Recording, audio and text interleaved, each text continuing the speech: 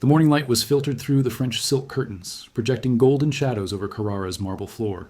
In the main hall of the mansion at Fifth Avenue, an 18-year-old remained motionless in front of a 17th-century Venetian mirror, observing his own image as a portrait of someone he never knew. His hands, delicate as porcelain of Sèvres, trembled imperceptibly as he adjusted the pearl necklace that adorned his neck. Each was worth more than the whole life of whole workers' families.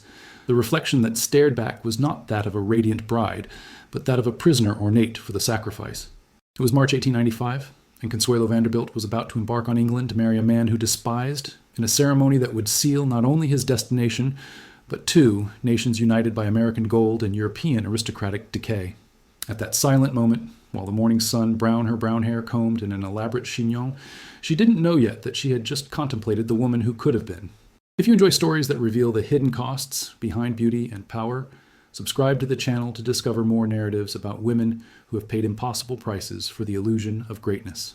Consuelo Vanderbilt was born on March 2nd, 1977, at a time when America emerged from its industrial adolescence to become a global power obsessed with European legitimacy. Daughter of William Kissam Vanderbilt and Alva Erskine Smith, she arrived in the exact moment when American capitalism reached her voracious and ostensible phase. The golden era Mark Twain would describe as a time of greatness and misery intertwined as gold and oxidized iron wires. Her mother, Alva, was a woman of Titanesque ambitions disguised as social refinement. Small in stature but gigantic in determination, Alva had become the social architect of the Vanderbilt family, a relentless strategist who saw at each dinner, each ball, each public presentation an opportunity to consolidate the power of the dynasty. She was a woman who understood with surgical clarity that in 19th century America, money could buy almost everything, except the legitimacy that only centuries of European aristocratic lineage could check. Consuelo's childhood was between the golden mansion of the family mansion at Fifth Avenue and the summer properties in Newport, where the American elite had created a condensed and hyperbolized version of the European aristocracy. It was a world of infinite mirrors, where each gesture was reflected and amplified until it became a performance, each heavy word measured as gold in an invisible scale. Consuelo grew up understanding, without anyone ever directly explaining to her that her existence did not belong to her. She was an investment, a work of art under construction, designed to yield social dividends to the family. From the early years, Alva molded her daughter with the accuracy of a sculptor working marble. French, German, and Italian lessons alternated with piano, painting, and dance classes. European, always European, guaranteed that each voice inflection, every body movement, each facial expression was in accordance with the standards of the most refined international society. Consuelo learned to exist as an animated, beautiful, and silent, ornamental, and obedient porcelain doll. The girl's emotional education consisted of a single lesson, repeated daily through 1,000 small gestures and unable words. Her desires were irrelevant, her feelings, dangerous luxuries that could compromise the great family project. Love was a word that did not exist in the practical vocabulary of Alva Vanderbilt. There were alliances, strategies, long-term investments disguised as marriages. At 16, Consuelo already understood that his life was a negotiation in which she was simultaneously the merchandise and currency of exchange. Alva intensified the preparations for what he called, in his moments of brutal frankness, the European campaign. The 1893 season in London would be decisive. The moment when Consuelo's carefully cultivated beauty would be presented to the marriage market of the British aristocracy as the most refined of U.S. exports. The young woman had a beauty that seemed to have been mathematically calculated to produce the maximum social impact. Her brown hair rippled with the silky texture that only generations of privileged nutrition could produce. The eyes, with a chopped blue that resembled the winter sky over the Hudson, were large and expressive, framed by dark eyelashes that did not need devices.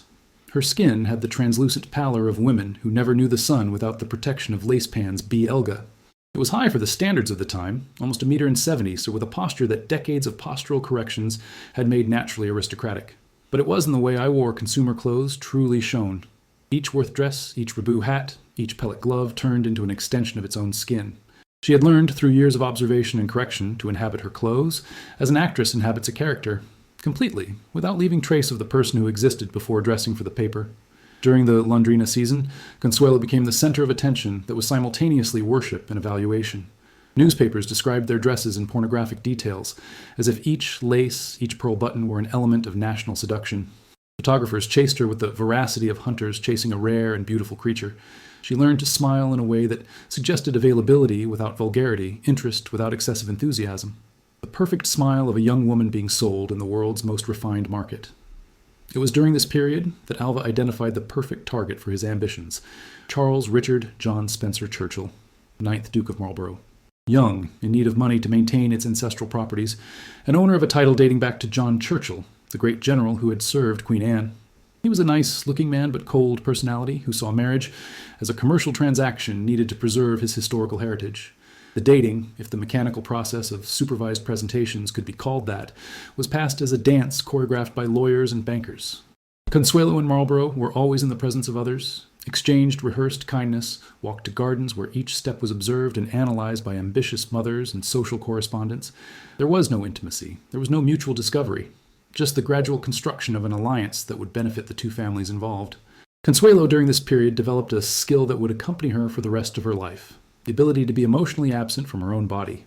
During conversations with Marlborough, part of it floated above the scene, watching the elegant young woman who smiled and answered questions with the accuracy of an exquisite automaton. It was as if she had learned to be the actress and audience of her own life at the same time, a division that allowed her to survive the process of being sold as an especially valuable art object. The engagement was announced in the fall of 1894 with a sumptuousness that turned the event into an international show. London, Paris, and New York newspapers dedicated entire pages to the description of the terms of the agreement, because that was what really happened. A commercial agreement disguised as novel. Financial details were discussed with the same detail dedicated to the specifications of a railroad or the purchase of a factory.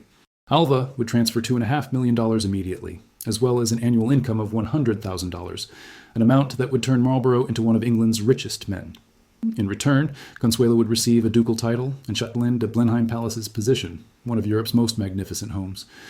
It was, in the cruel but accurate words of the newspapers of the time, a perfect union between American money and English blue blood, as if blood and money were negotiable commodities in an emotional stock exchange. Consuelo spent his days during this period as a doll being prepared for exhibition. French seamstresses worked day and night in the creation of a trousseau that included more than 200 dresses, each of them a work of textile art. The wedding dress, created by Charles Frederick Worth in person, was a silk symphony, Brussels lace and cultivated pearls that had belonged to Empress Josephine. Each piece of the layette told a history of European handicrafts raised at the level of pure art, embroidery that had taken months to be completed, lace made by striking convents, lion, made silks specifically for future Duchess. But behind the opulence of preparations, Consuelo lived a silent agony that no journalist documenting, no photographer captured. She loved another man, Winthrop Rutherford, a reputable but unclean title family, without the international connections that Alva considered essential to the family project. It was a love that was born of genuine conversations, moments of mutual discovery, of an emotional intimacy that brutally contrasted with the calculated coldness of his interactions with Marlborough. Consuelo attempts to express their objections to marriage were received by Alva as personal attacks on the authority maternal. During this period, the mother developed a series of emotional strategies that oscillated between subtle manipulation and open coercion. Timed nerve crises, threats of disinheritance, appeals to family loyalty. All weapons of the maternal arsenal have been mobilized to ensure that Consuelo fulfilled his destiny as a piece in the great social game that Alva had devised. The young woman tried a last resistance a few days before the marriage, a desperate conversation in which she begged her mother to reconsider the arrangement. Alva's answer was definitive and cruel. "You will marry the Duke of Marlborough, or it will be to me as if dead." These were not words made in the heat of discussion. They were an emotional statement of war, a threat of effective annihilation that reduced Consuelo to an impossible choice between obedience and family exile.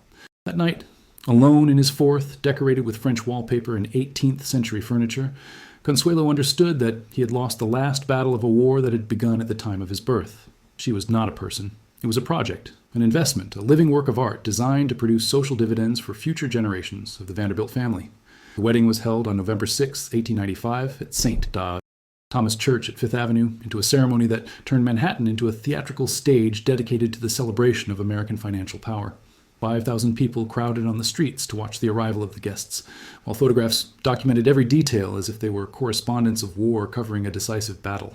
Consuelo arrived at the church in a carriage decorated with white orchids, wearing the famous Worth dress that turned his body into a sculpture of silk and light.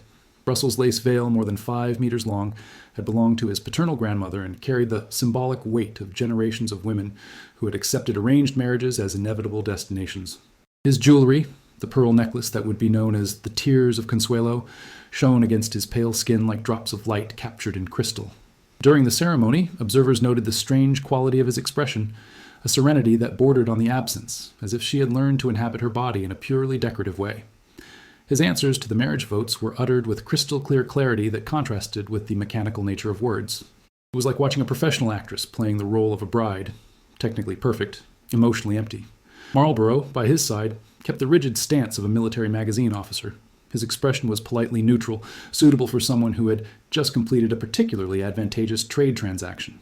There was no warmth in the exchange of glances among the bride and groom, only the mutual recognition of two strangers united by family interests and economic needs. The wedding party, held at Vanderbilt Mansion, was a spectacle of opulence that newspapers described as the most magnificent celebration in American social history. 1,000 guests circulated by halls decorated with flowers imported from France, consuming Champagne Dom Perignon and caviar beluga, while an orchestra of 60 musicians performed Viennese waltzes. It was a party that had cost more than the annual budget of small towns, a demonstration of financial power disguised as a romantic celebration.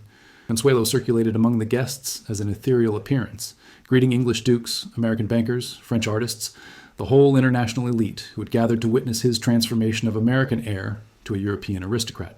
His ability to maintain social conversations while experiencing deep emotional agony became a high art at the level of virtuosity tonight.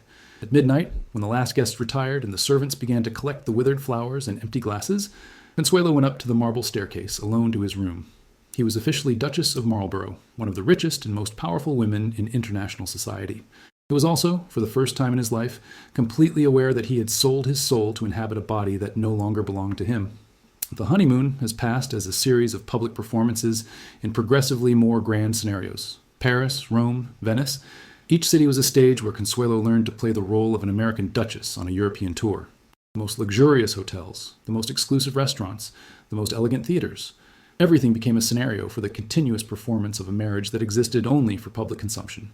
Marlborough revealed, during these weeks, man of refined education but cold temperament.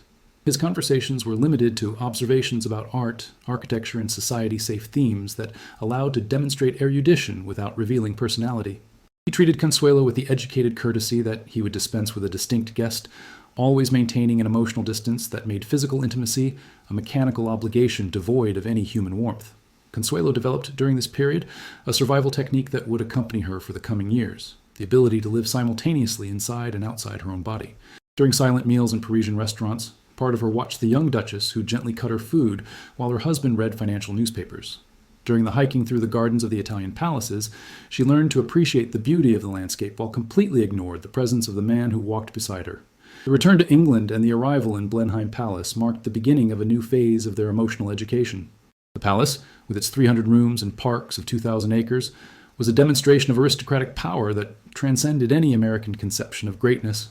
Built in the early 18th century as a gift from Queen Anne to the first Duke of Marlborough, it was a monument to centuries of political and military influence, a world where each carpet, each painting, each porcelain piece carried the weight of generations of family history.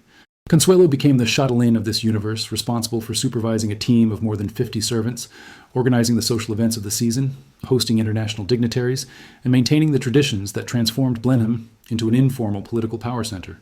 It was a work that required diplomatic skills, encyclopedic knowledge of international label, and the ability to function as a professional hostess for 16 hours a day. But behind the efficiency with which he performed his ductual duties, Consuelo experienced a loneliness that went beyond the simple absence of company. It was the loneliness of someone who had become a full-time character, gradually losing access to the person who had existed before marriage.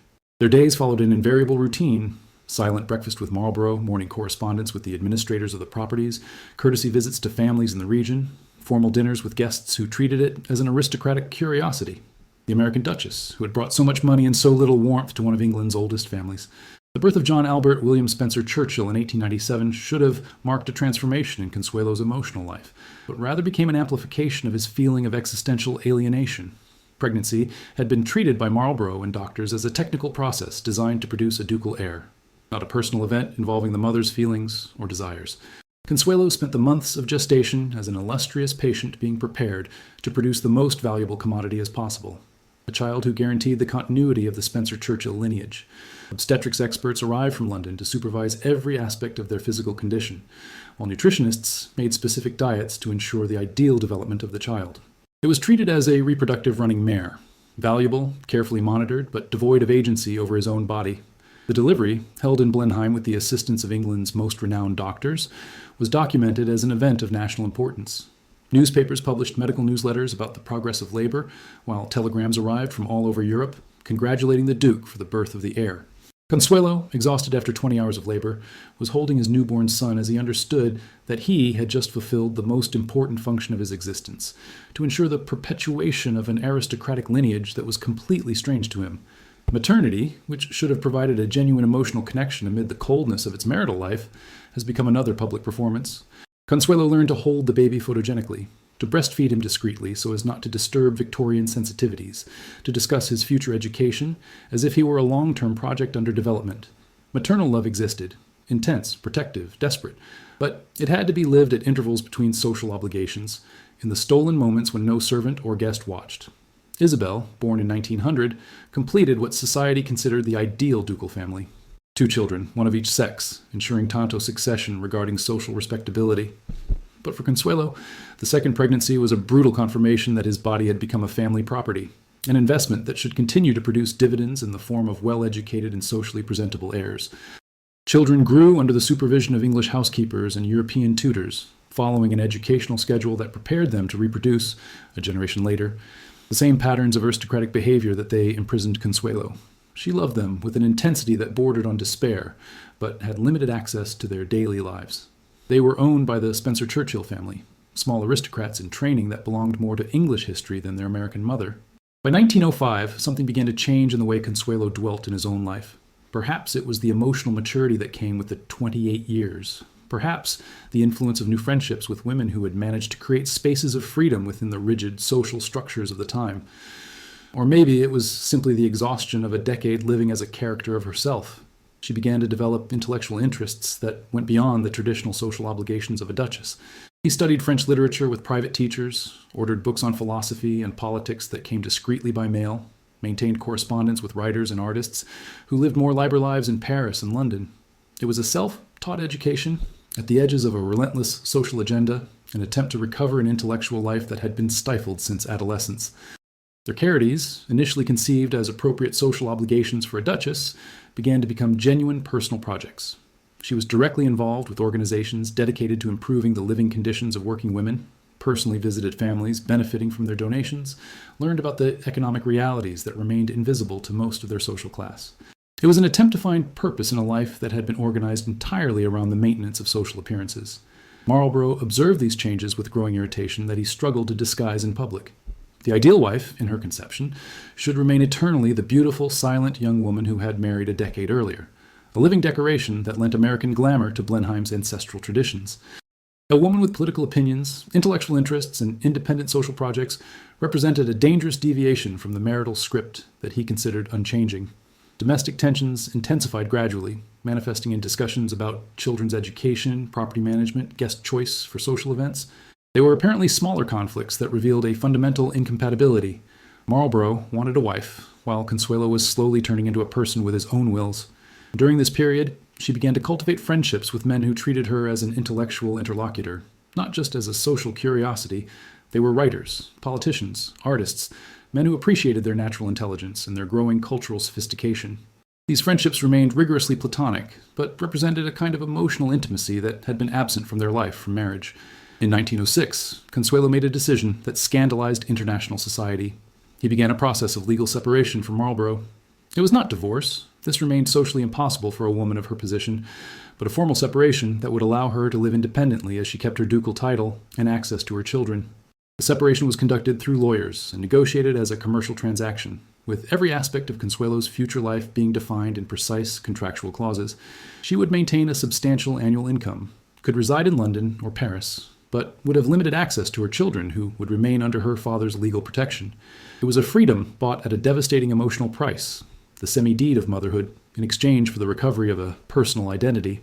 Newspapers treated separation as an international scandal, analyzing every detail as if it were a diplomatic war between America and England. Consuelo was simultaneously portrayed as a victim of a cruel arranged marriage and as a rebel American who had destroyed a historical aristocratic alliance. The truth, that she was a 30-year-old woman trying to recover the right to exist as a person, not just as a social function, remained invisible behind sensational speculation.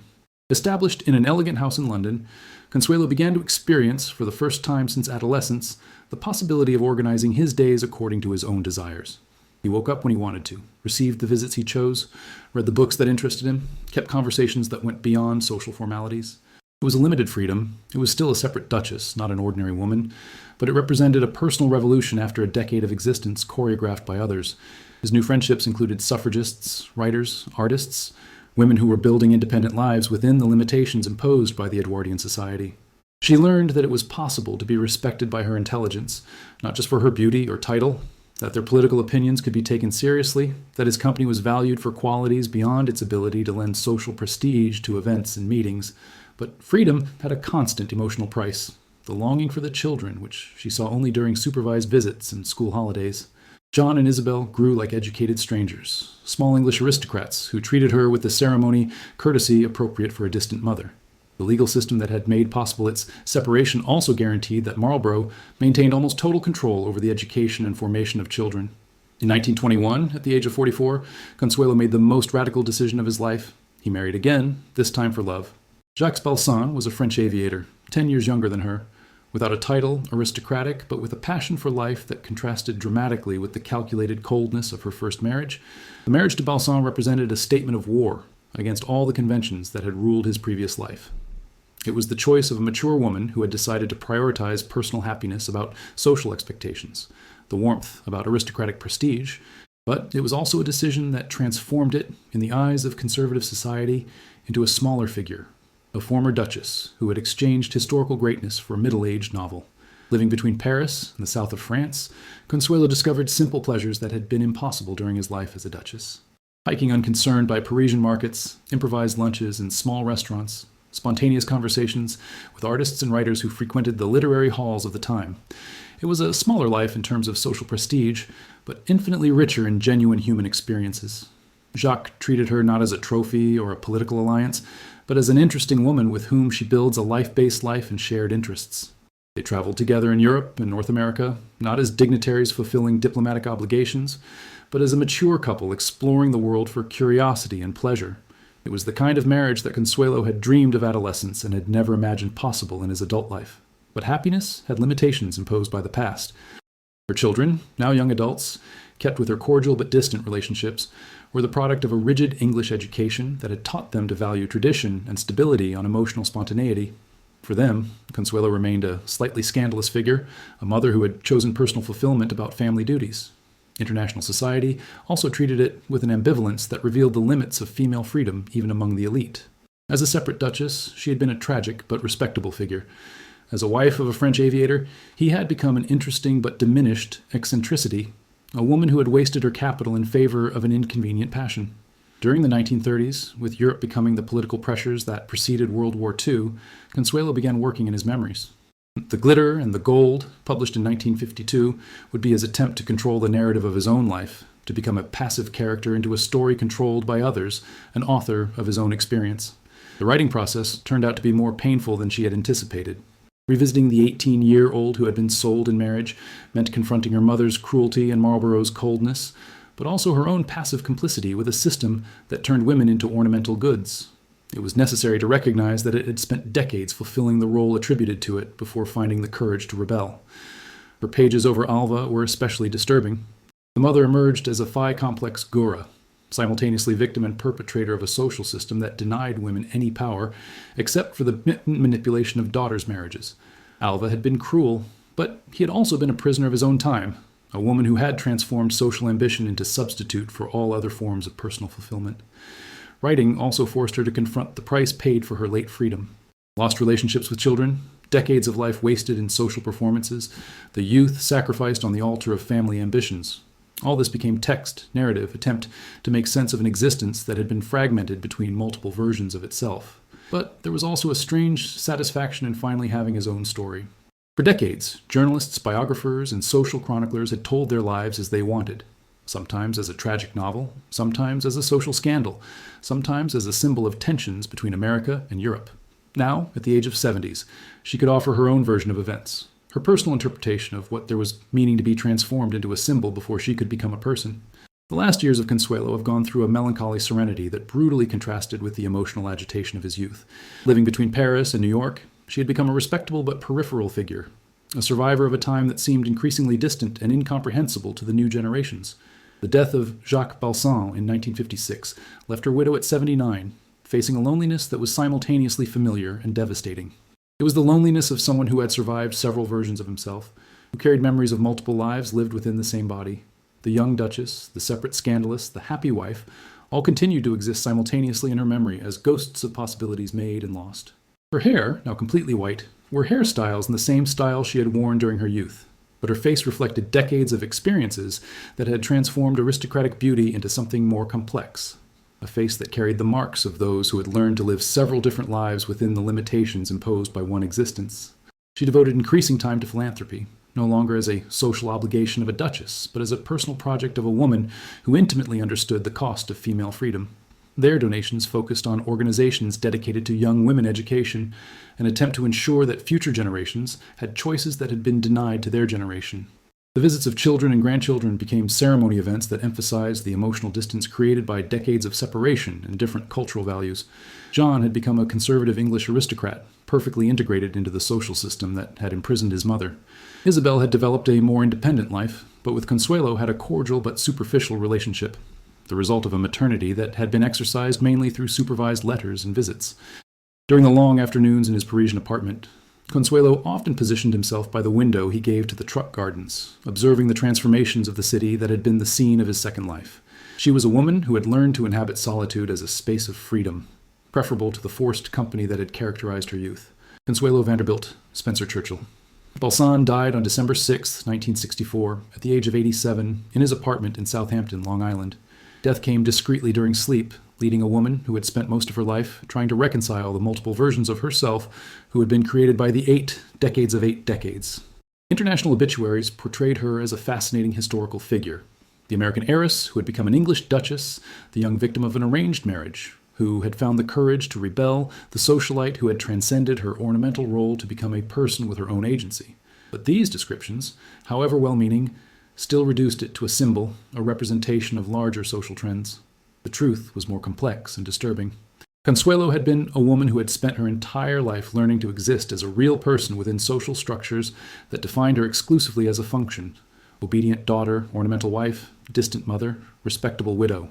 His rebellion had been real, but limited. His genuine but late freedom, authentic but fragmentary happiness. His funeral, held at St.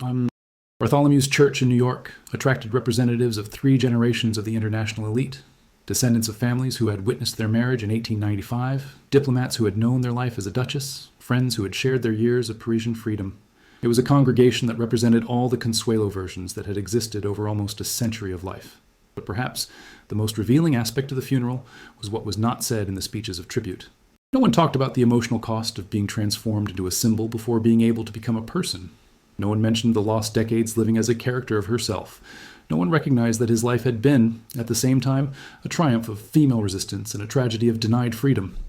Consuelo was buried alongside Jacques Balsan in a discreet cemetery in Long Island, far from the pomp that had characterized so many moments of his public existence. It was an appropriate ending for a woman who had learned too late to value authenticity about greatness, love over prestige, life lived on performance. Today, more than half a century after his death, Consuelo Vanderbilt remains an elegant ghost, haunting our understanding of the costs of beauty transformed into a currency of social exchange. Its history resonates not as historical curiosity, but as a cruel mirror of dynamics that persist in renewed forms. The reduction of women to ornamental functions, the transformation of intimacy into transaction, the requirement that female happiness be sacrificed in favor of greater family projects. In the survived photographs, she watches us through decades, with eyes that have learned to carry multiple truths simultaneously. The young duchess of absent look lives with the mature woman who chose late love. The mother separated from her children coexist with the serene widow who found peace in solitude. They are all the same person, but also different people, versions of an identity that was constantly rewritten by circumstances and possible choices within impossible limitations. Your life teaches us that female freedom is always negotiated, never simply granted. That beauty can be both power and prison. That true love can come too late to compensate for decades of wasted life, but never too late to transform the remaining years.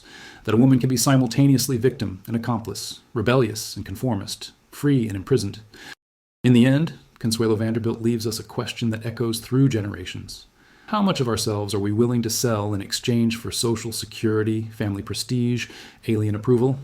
His answer expressed through decades of fragmented life between obedience and rebellion, suggests that the price of never belonging completely to herself is the gradual loss of the ability to recognize who we really are under the performances we have learned to perform.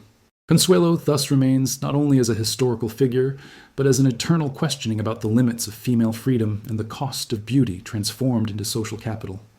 A woman who spent her life learning to inhabit her own body as foreign territory, until she finds out too late that the only true homeland is the courage to exist as a person, not as a function.